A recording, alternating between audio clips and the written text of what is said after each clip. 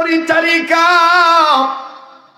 কাদের বুয়া 1 number room, 2 number room, 3 number room যখন পরিষ্কার করতে যায়, হঠাৎ করে রুমের কর্নারে নজর করে দেখে আলমারির এক সাইড কর্নারে আমার বন্ধুগণ মোটা একটা কিতাব দেখা যায়। গৃহ পরিচারিকা কাজের বুয়া, কাজের মেয়েটা চিল্লায়া ম্যাডামকে ডাক দিয়ে বললেন, madam, what is this book? এটা কিসের বই? কোথা থেকে আসলো বুঝলাম না। আমার বন্ধুগণ বিউটি কাছে দেখতে পারলেন এটা মুসলমানদের কোরআন। বিউটি কোরআনটা দেখে তেলে বাগুনে জ্বলে উঠলো, অগ্নিশর্মা হয়ে গেল। পায়ের পাতার রক্ত মাথার চারিতে উঠে গেল। প্লিজ কেউ কোনো দিকে নজর দিবেন না রে ভাই। দেখেন তো দেখি দিলটা নরম করা যায়নি। এক ফোঁটা চোখের পানি নিজের গুনার কথা স্মরণ করে, কালামে হাকিমকে সম্মান করে এই মাদ্রাসায় নূরে মদিনার মজলিসে বসে দেখেন তো দেখি কান্নাকাটি করা যায় কিনা রে ভাইয়া। এবার মিস বিউটি এন্ড সুইটি মোটা ভলিউমের কিতাবটা দেখার পর বুঝতে বাকি রইল না যেটা মুসলমানদের ধর্মগ্রন্থ কোরআন। স্বামীকে ফোন না দিয়ে মা বাবার কাছে ফোন দিয়ে বলতেছে, তোমাদের জামাই এই ঘটনা ঘটাইছে, আমারে না জানাইয়া কোরআন শরীফ আমাদের রুমে এনে থুয়েছে, কি করতে পারি? বিউটির মা আর বাপ ডাক দিয়ে বলল, কোনো কিছু করার নাই। স্বামীকে যদি তুমি তোমার মতন করে খ্রিস্টান হিসেবে রাখতে চাও, জলদি জলদি করে কুইক জলদি জলদি করে বাজান বাপ মা বলে দিল কোরআনটা নিয়া নির্ধারিত ময়লাযুক্ত ডাস্টবিনে ফেলায় দিয়ে আসো। আমার বন্ধুরি,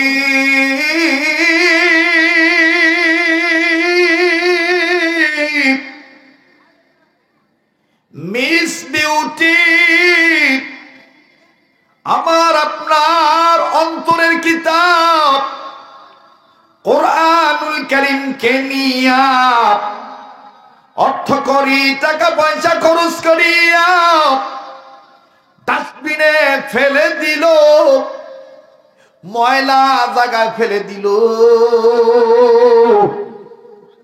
আমার বন্ধুরে, এবার নব্য খ্রিস্টান আমার ছেলেটা বাড়িতে আসলো।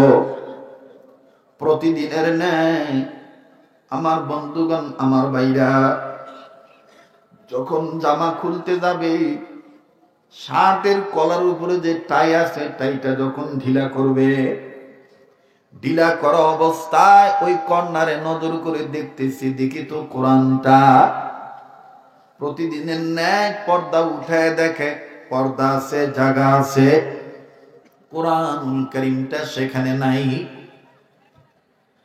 কলিজার মধ্যে চিপ মারল। নব্য খ্রিস্টান ছেলেটা মিস বিউটিকে ডাক দিয়ে বলতেছে, বিউটি, আই এম সরি, আমি দুঃখিত, তোমাকে আমি বলি নাই, তোমাকে না জানাইয়া আমি মুসলমানদের ধর্মগ্রন্থ কোরআনুল কারীম আমি এইটা আমার ঘরের এক কর্নারে রাখছিলাম। ও বিউটি, এতদিন কোরআন দেখছি, এখন দেখি কোরআন নাই। বিউটি ডাক দিয়ে বলে, আর তুমি পাইবা না, এই কোরআন শরীফ আমি বাপমার কথা ডাস্টবিনে ফেলে দিয়ে আসছি। আবার বন্ধুরে, নব্য খ্রিস্টান হওয়া ছেলেটা ধা ধা করে চোখের পানি দন্নার মতন ছেড়ে দিয়ে কান্দে আর ডাক দিয়ে বলে, বিউটি রে, তোমার সৌন্দর্যের প্রলোভনে পড়িয়া আমি আমার মা ছাড়ছি, বাপ ছাড়ছি, ধর্ম ছাড়ছি। বিশ্বাস করো,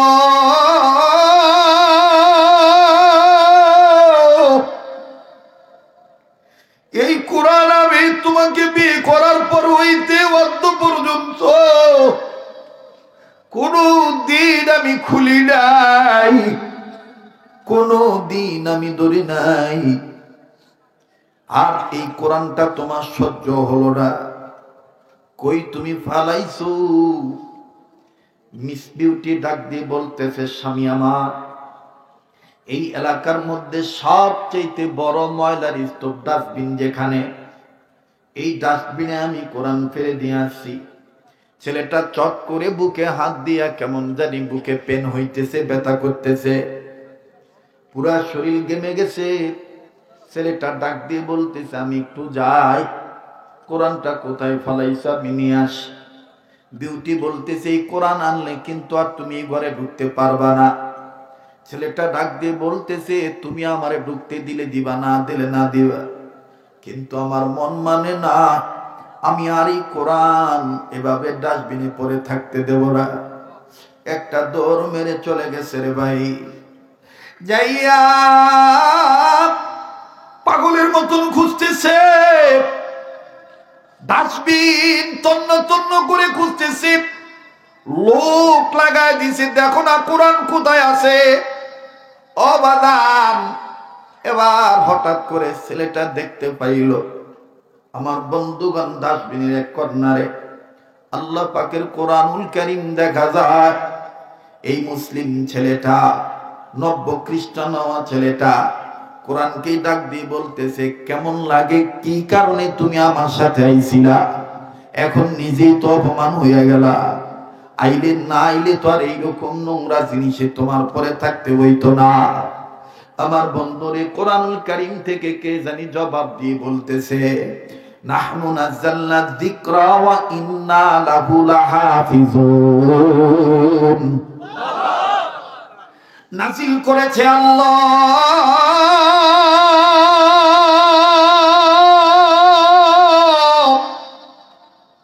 হেফাজত করবেন আল্লাহ। নব্য খ্রিস্টান ছেলেটা এই আওয়াজ শোনার পরে নিজের গায়ে দামি কাপড়, এই দামি কাপড় দিয়ে বানানো যে শার্টটা আছে, এই শার্টটা খুলে ফেলাইল। শার্টটা খুইলা কোরআনকে যখন ধরল, কোরআনের গায়ের ময়লা যখন পরিষ্কার করে দেয়, আর ডেকে ডেকে বলে, তোমার আল্লাহ রে কইয়া দিও, তোমার আল্লাহ যেন আমারে মাফ করে দেয়। বাজান রে, কোরআন তখন আল্লাহকে ডাক দিয়ে বলতেছে, আল্লাহ তুমি না বলছিলা ফাফিরু ইলাল্লাহ, তুমি না আমার ভিতরে, আমি কোরআনের পাতার মধ্যে এই কথা এখনো রাইখা দিছ, ফাফিরু ইলাল্লাহ, বান্দা তুই যত বড় গুনাহগার হোস না কেন, আয় আমার দিকে ফিরে আয়, আমার দিকে দৌড় মারলি, ওয়াল্লাহু ইয়াদু ইলাল জান্নাহ ওয়াল মাগফিরা, আমার দিকে দৌড় মারলি আমি তোরে মাফ করে জান্নাত দিয়ে দেব। কোরআন ডাক দিয়ে কয়, মাবুদ, এই ছেলে দুনিয়ার সৌন্দর্যের প্রবণে পড়িয়া আমি কোরআনকে ছাড়িয়া, তোমার ধর্ম ইসলামকে ছাড়িয়া অঙ্গ প্রত্যঙ্গ জাহের বাতেন ময়লা করে ফেলাইছে। আজকে সেই ছেলেটাই খ্রিস্টান হয়ে যাওয়ার পরও তোমার কালামে পাককে, কোরআনের পাতাকে সে ফেলে দেয় নাই, নিজের গায়ের দামি কাপড় দিয়ে আমার গায়ের ময়লা সাফ করতেছে। আল্লাহ, একটা ডাক দেন না, আল্লাহ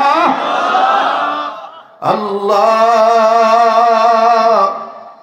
আমি কোরআন বলতেছি, তুমি জান্নাতে পানি দিয়া, তুমি রব্বে কারীম গফুর গাফফার মাগফিরাতের পানি দিয়া এই ছেলেটার জাহের বাতের ময়লা পরিষ্কার করে দাও না আল্লাহ, দাও না আল্লাহ, দাও না আল্লাহ।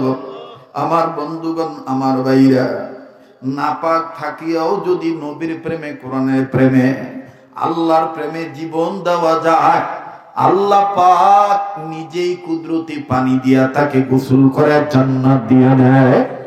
বাস্তব প্রমাণ আমার বন্ধুগণ হাদিসের মধ্যে পাওয়া যায়।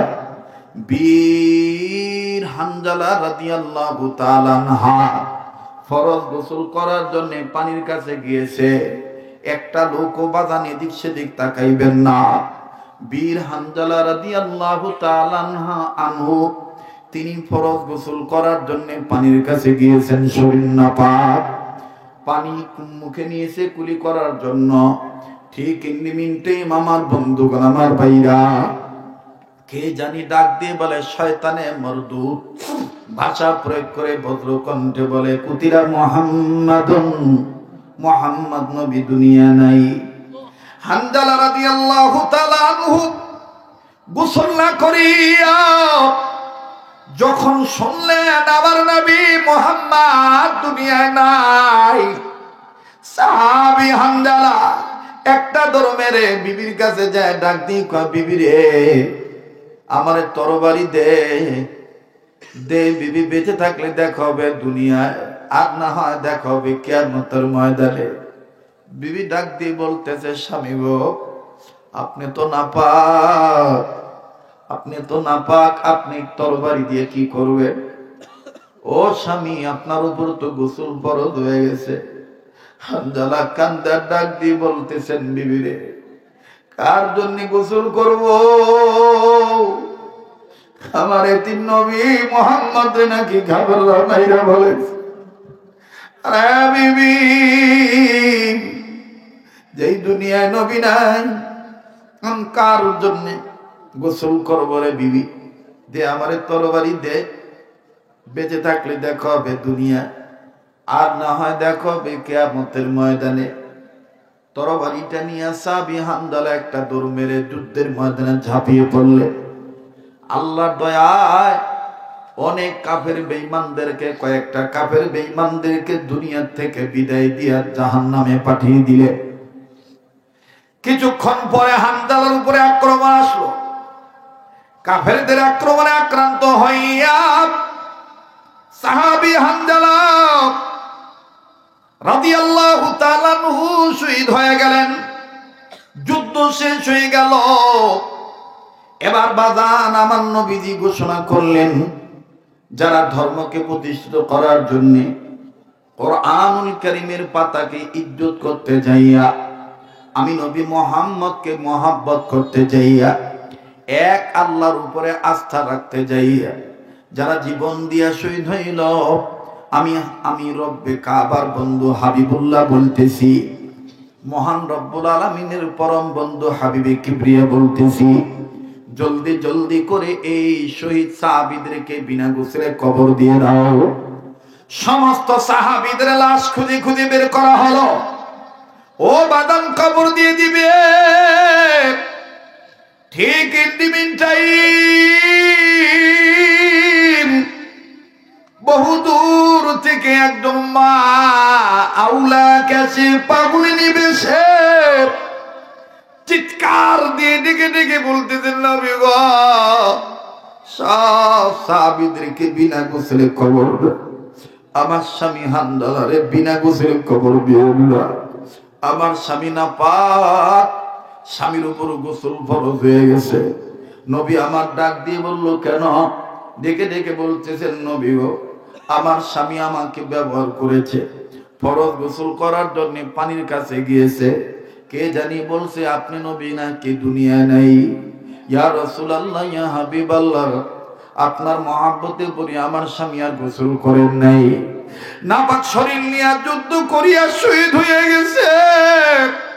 তাই বলি আমার স্বামীর বিনা গোসলে কবর দিন না গো নবীজি। নবী আমার ডাক দিয়ে বললেন, সাহাবীরা রে, কই হানজালার লাশ?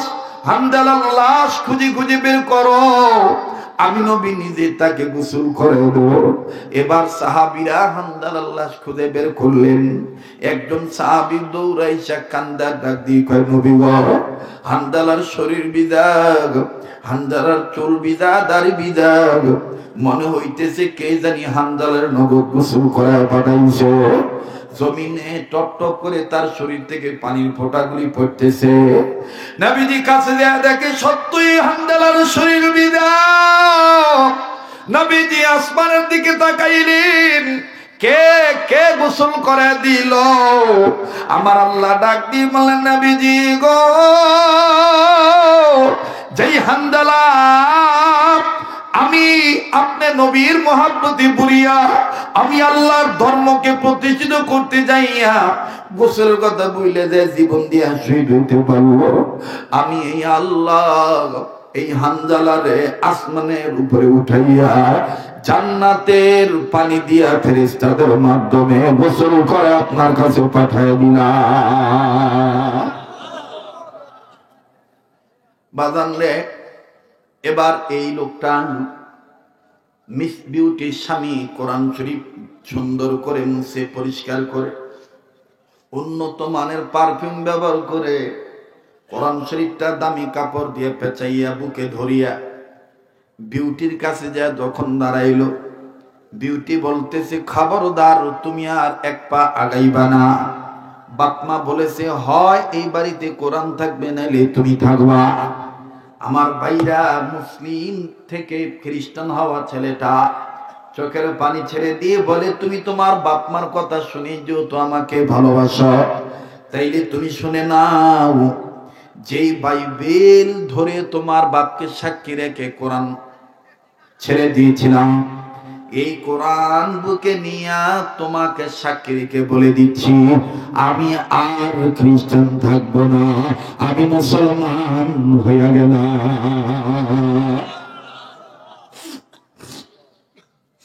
বাজান কোরআনের পাতা নাড়ার দেখেন বরকত কেমন। লম্বা কথা সংক্ষেপ করে দিলাম, ছেলেটা চলে গেল। ছেলেটা যখন চলে গেল নিজ দেশে, যেই মসজিদে নামাজ পড়তো, মসজিদের ইমাম সাহেব মাগরিবের আগে নামাজের আগে এলান করে বলতেছেন, একটা পরিবারের একটা ছেলে, এই ছেলেটা খুব পাক্কা নামাজি ছিল, আজ কতদিন হলো ছেলেটাকে দেখতে পাই না, মরে আছে না বেঁচে আছে তাও জানি না। ছেলেটা দাঁড়ায় ডাক দিয়ে বললেন, হুজুর আমি সেই ছেলে। কি বাবা, তোমার মুখে না দাড়ি ছিল, দাড়ি গেল কই? বলে, হুজুর এই এই ঘটনা। হুজুর আল্লাহ আমার মাফ করবনি।